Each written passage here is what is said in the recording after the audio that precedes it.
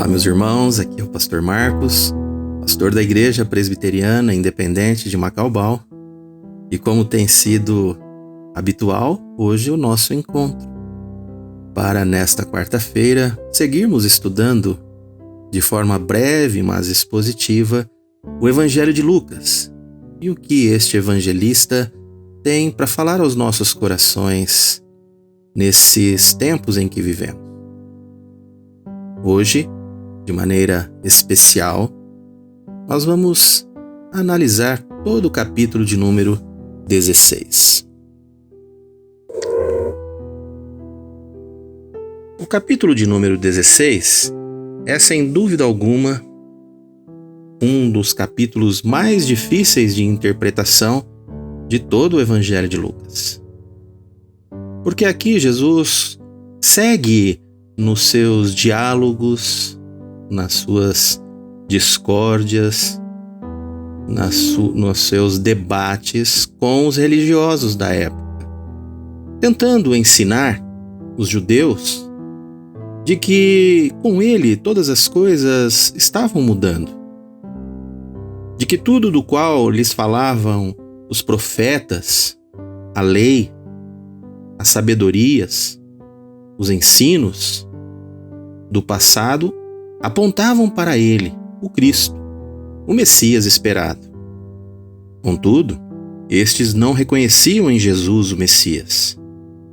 E esta razão pela qual Jesus sempre entrava em debate com eles. Aqui no capítulo 16, temos uma parábola, a parábola do administrador infiel. É interessante nós observarmos aqui que esta parábola é uma das poucas que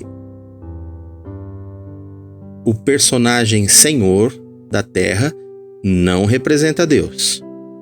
Aqui a parábola mostra e coloca o judeu como o administrador que se tornou infiel para cuidar das coisas de Deus. E como a sua relação com o mundo se tornou baseada em suas próprias convicções, na sua própria visão da lei, e se distanciou da essência que levou Deus a apresentá-las a Moisés, seria necessário então que eles aprendessem a ressignificar e a voltar à essência da lei. É por isso que, no final dessa primeira parábola, Jesus diz: todas as coisas passarão, mas não a minha palavra. Porque, na verdade, aqueles homens que se julgavam rigorosos seguidores da lei estavam muito distantes dela, do que elas realmente representavam e significavam. Mas, como administradores infiéis, eles se comportam e conseguem até o agrado do seu Senhor ao mudar de atitude. Mas ele muda por razões interesseiras, movido pela sua ganância, pelo sentido de sobrevivência, e não por amor àquilo que fazia enquanto administrador. E ao mudar a sua atitude, consegue até mesmo convencer o seu Senhor de que ele era um bom administrador. Mas por quê? Porque esse Senhor, mais uma vez digo, que não representa Deus, este Senhor, que também movido por ganância, acaba achando boa a atitude do administrador que até então era fiel. Como ambos se valem da ganância, como ambos se valem do interesse, a ambos pareceu boa a atitude do administrador infiel. Contudo, a parábola termina com esta séria advertência de que quem dá mais valor às coisas desse mundo dificilmente herdará aquelas que estão presentes e são benefícios que virão com o reino de Deus. Logo após esta parábola, Jesus entra em debate com os religiosos porque esses começaram a zombar dele. Não entendiam as suas palavras de exortação e por isso não as aceitavam. Não queriam ser corrigidos. E aqui abro um parênteses, meu. O que mais desanima o ministério pastoral são crentes incorrigíveis. Porque assim como Jesus tinha toda a paciência com os pecadores para que estes pudessem mudar, e muito pouca paciência com aqueles que se valiam de uma justiça própria, assim continua sendo hoje na igreja. A dificuldade de lidarmos com pessoas que se valem da sua religiosidade, mas cujos corações estão muito longe de Deus. E como as nossas igrejas estão cheias de pessoas incorrigíveis. Independente da idade, independente da condição social ou financeira, infelizmente, o Evangelho, como está registrado ali no versículo de número 15, o Evangelho não é a razão do viver e do existir dessas pessoas.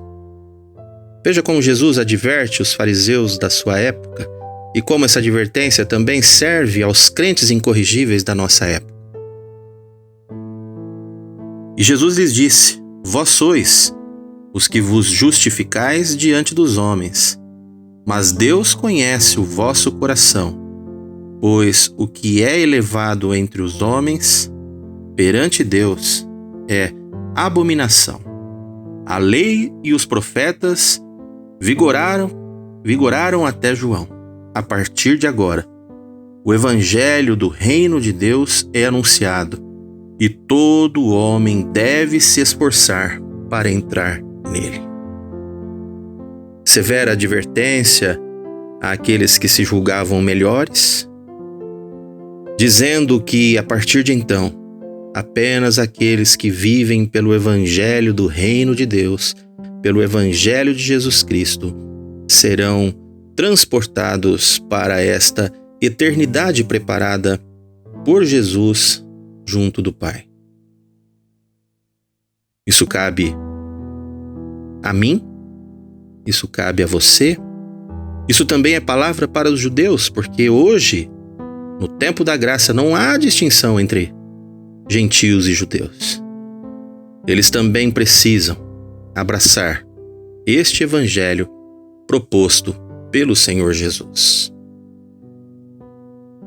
E o capítulo 16 do Evangelho de Lucas termina com uma outra parábola, que é a parábola do rico e do Lázaro, onde certamente o rico também representa os judeus fariseus da época, que se valiam da sua própria vida e condição e justiça, mas que quando se encontra com a morte, vê de que nada daqueles valores que ele abraçara enquanto vivo lhe serviram para a salvação.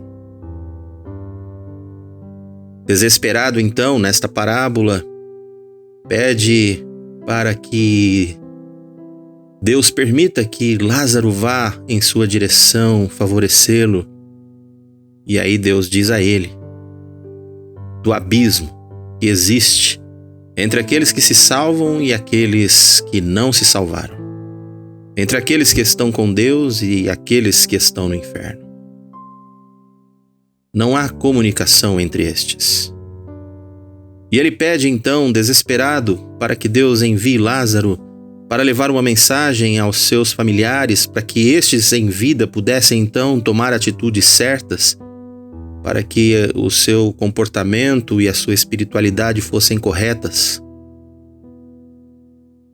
E Deus diz a ele, nesta parábola, representado por Abraão: de que os vivos têm os profetas e a lei. O que Deus está querendo dizer, meus irmãos, é que o tempo da decisão é hoje.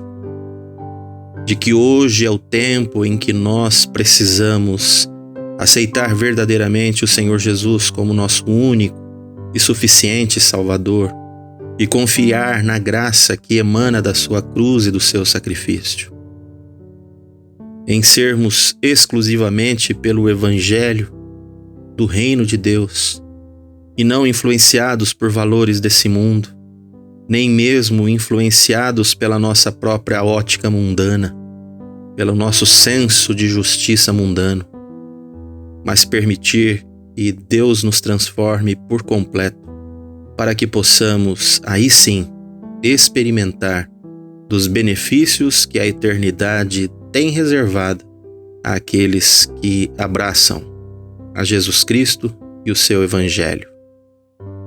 Que sejamos cidadãos do reino de Deus, comprometidos com os valores do reino, mas sempre amando e estendendo a mão a todos aqueles que precisam de nós, que precisa da igreja, que precisa de Jesus. Que Deus nos abençoe.